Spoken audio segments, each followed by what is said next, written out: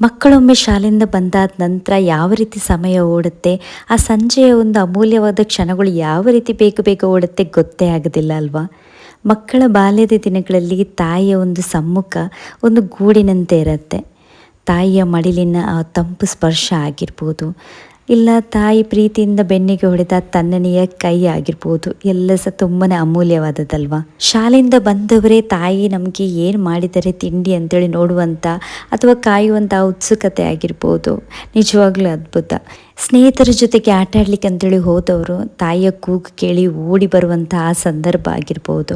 ಸಂಜೆ ಹೊತ್ತಿಗೆ ಅಮ್ಮನ ಬೆತ್ತದ ಹೆದರಿಕೆಗಾದ್ರೂ ಆ ಅಕ್ಷರಗಳನ್ನು ಕಲಿತಂದ ನೆನಪಾಗಿರ್ಬೋದು, ನಿಜವಾಗ್ಲೂ ತುಂಬಾ ಅಮೂಲ್ಯವಾದದಲ್ವಾ?